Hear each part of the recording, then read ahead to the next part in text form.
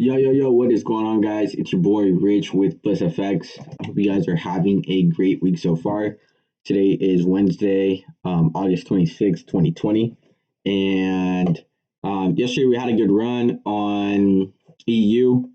And today I woke up early, right at the bell of New York, basically. And, it really, really does make a change when you're making sure that you wake up for the sessions within your trading, and also realizing that you never really want to marry a trade, right? You're only looking to become consistent. So the biggest thing that you want to do is just be consistent with the trade that you're taking. Not doesn't necessarily need to be the trade setup, but how you're going about the trade. So I'm going to show you guys a quick breakdown on Euro USD that I did take. Last night we were already in this kind of move, and we kind of already knew what was going on with the market overall. So we knew from last night that because of this area right here that I talked about on the last video, that was acting as a previous level of support, now here acting as a level of resistance, the market is still very indecisive as to where it wants to go. But that doesn't mean that we can't take entries and benefit from the market. So knowing that there was this touch, we took a sell position here yesterday. We wrote it down for about 20 pips.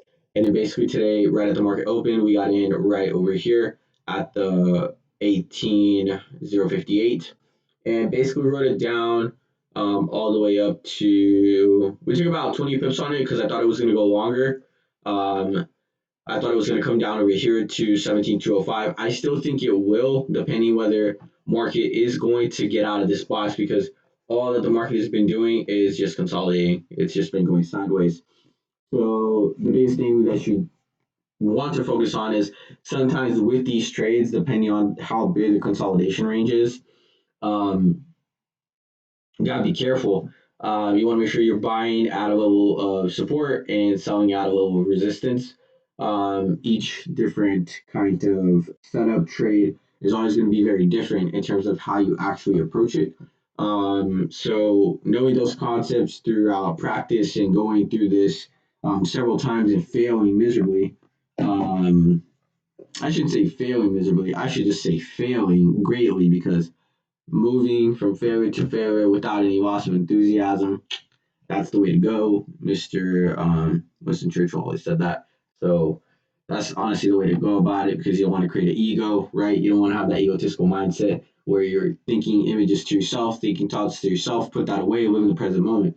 But the overall takeaway from this trade is we were expecting a 82 pip point drop as a target, and we secured 20 pips. Basically, what I'm trying to say is it is better off. You're better off just trying to secure 20 pips one day, every day, versus trying to secure 80 pips and you don't, and you end up blowing your accounts because it never hits your 80 pips.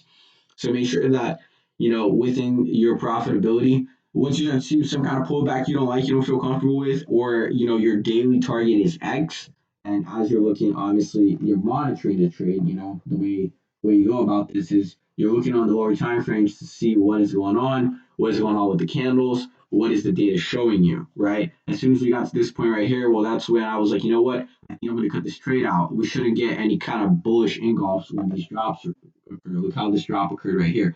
It wasn't never any point that we got some big momentum, and not just that. We were at a level of support. Notice how market acted over here as support. Over here, right? I'm going to show you guys right there.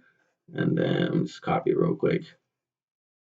But I'm actually excited because, man, like, did the video in the morning, finally freaking broke out of the cycle.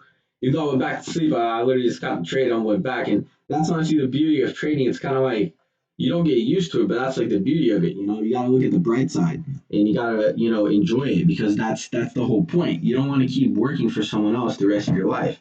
So the way to go about it is, hey, go in there, wake up, get your monies, and be done with it. Now move on to the day and come back when the sessions are up. You shouldn't really be focusing on trades while you're not in sessions, or close to the time frames within sessions. There's always a break in between. So you don't want to be spending too much time trying to get to this part, and notice how the time frame is anywhere between 12 in the afternoon all the way up until 8 at night, or same thing over here, 12 all the way up to 4. So you know that within that time frame, really nothing is going on. The market really isn't gonna tell you much. Same thing goes for over here. Market can consolidate for quite some time before it picks up, but always notice that it is, a lot of times between the hours of London and New York early in the morning that kind of picks up and it goes into the direction that it needs to go. As of right now, as we can see, market is beginning to reverse back up. I still don't know what is going to happen because really the market is going sideways. And when the market begins to go sideways like this, depending on how price action is forming, market is getting away from that bullish or that bearish, I'm sorry, that bearish pressure, this zone right here, that it was at once under. So as it moves away, that's kind of giving it breathing room to possibly maybe the bulls come in at the end of the week. We might see that either later today with this big form of this candle, depending on how much. But then again, we still have this level of resistance right here, which the market can touch and bounce back.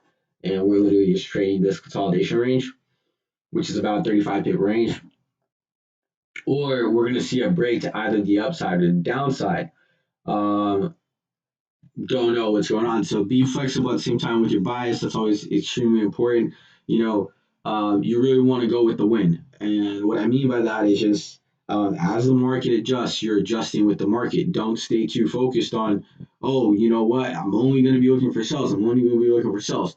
If you see a buy opportunity that makes sense, it's a clear setup that you're familiar with, there's no reason as to why you should take it. But if you understand that the overall flow of the wind might be going down, but even though the current flow of the wind is going up, you just want to know that that current of wind going up might not last too long. So just keep that in mind. Walk away with your profit and don't marry the trade. That's like one big thing. Don't marry the trade. Don't marry the trade. You don't need to marry the trades.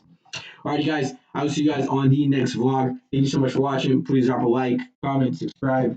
Appreciate you guys' support. And again, if you guys know anyone that speaks Portuguese, let me know. I'll do some content in you guys for in Portuguese as well. Peace out.